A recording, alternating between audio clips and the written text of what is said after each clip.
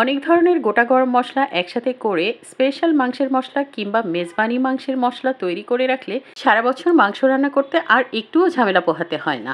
আসসালামু আলাইকুম প্রিয় দর্শক, আশা করছি সবাই ভালো আছেন। আজকে আমি আপনাদেরকে দেখিয়ে দিব কিভাবে এই মেজবানি মাংসের মশলা তৈরি করবেন।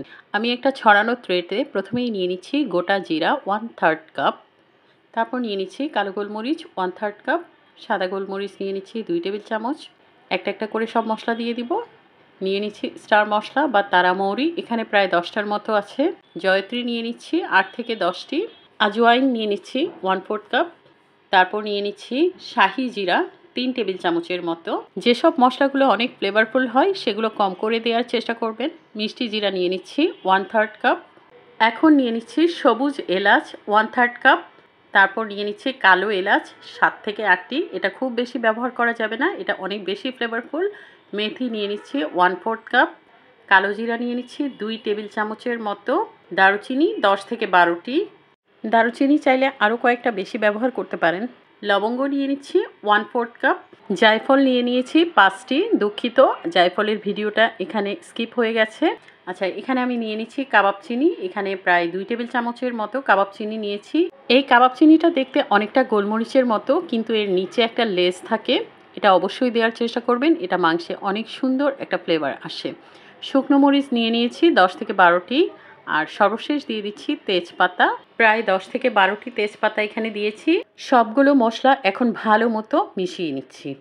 তেজপাতাগুলোকে আমি এখন একটা কাঁচির সাহায্যে সুন্দর করে ছোট ছোট টুকরো করে কেটে দিচ্ছি, যাতে করে গ্রাইন্ড করার সময় এই তেজপাতাগুলো ভালো মতো গ্রাইন্ড হয়ে যায়। সবগুলো তেজপাতা আমি ছোট ছোট টুকরো করে কেটে নিয়েছি। এখন আবার ভালো মতো একটু মিশিয়ে নিব মশলার সাথে। এই মশলাটাকে আপনারা চাইলে 2 থেকে 3 দিন রোদে শুকিয়ে নিতে পারেন, তাহলে মশলাটা বেশ অনেকটাই মচমচা হয়ে যাবে। কিন্তু আমার হাতে সময় নেই, তাই আমি আজকে মশলাটাকে একটা শুকনো কড়াইয়ে ভেজে নিব। মশলাতে আমি যে জায়ফলগুলো দিয়েছিলাম, জায়ফলের উপরের শক্ত খোসাটা ফেলে দিয়ে এটাকে আমি ভেঙে ছোট ছোট টুকরো করে নিয়েছি। এখন সবগুলো মশলা শুকনো কড়াইয়ে দিয়ে দিয়েছি। তারপর এটাকে একদম মৃদু আঁচে অর্থাৎ লো হিটে আমি প্রায় 2 মিনিটের মতো ভেজে নিব। খুব বেশি হাই হিটে ভাজা যাবে না, মশলা তাহলে পুড়ে যাবে। পুড়ে গেলে মশলার সম্পূর্ণ গ্রানটা নষ্ট হয়ে যাবে, আর নষ্ট হয়ে গেলে এই মশলা দিয়ে মাংস রান্না করলে কোনো প্রকার টেস্ট পাওয়াই যাবে না। তো একদম লো হিটে আমি প্রায় 2 মিনিটের মতো এই যে এরকম মচমচা করে ভেজে নিয়েছি। এটা থেকে খুব সুন্দর একটা অ্যারোমা বের হচ্ছে। আপনারা যদি রোদে শুকিয়ে নিতে পারেন 2 দিন, তাহলে এটা আর এভাবে প্যানে গরম করতে হবে না। আমি যেহেতু রোদে শুকাইনি, তাই আমাকে একটু গরম করে নিতে হচ্ছে ব্লেন্ডিংয়ের সুবিধার জন্য। চুলা থেকে নামিয়ে নিচ্ছি, 2 মিনিট হয়ে গেছে, মশলা ভাজা হয়ে গেছে। এখন এটাকে সেই ট্রেতে ঢেলে আমি একটু ঠান্ডা করে নিব। অপেক্ষা করছি মশলাটা ঠান্ডা হওয়ার জন্য। মশলাটা এরকম ঠান্ডা হয়ে গেছে। এখন মশলাটাকে আমি একটা গ্রাইন্ডার জারে নিয়ে সুন্দর করে গ্রাইন্ড করে নিচ্ছি। তো আমি এখানে একটা এই যে গ্রাইন্ডার জার নিয়ে নিয়েছি। যেহেতু মশলাটা একবারে গ্রাইন্ড করা যাবে না, তাই আমি 2 বারে গ্রাইন্ড করে নিব। প্রথমে কিছু মশলা আমি গ্রাইন্ডার জারে নিয়ে নিচ্ছি। তো গ্রাইন্ডার জারে নিয়ে আমি এটাকে ভালো মতো গ্রাইন্ড করে এনে আপনাদের দেখাচ্ছি ঠিক কীরকম করে আমি করেছি। মশলা গ্রাইন্ড করে নেওয়া হয়ে গেছে।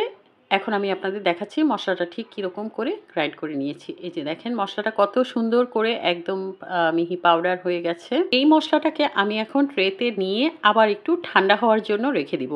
কারণ আমরা যখন গ্রাইন্ড করি তখন গ্রাইন্ডারের জারটা অনেক বেশি গরম হয়ে যায়, আর মশলাটা ভেতরে অনেক বেশি গরম হয়ে থাকে।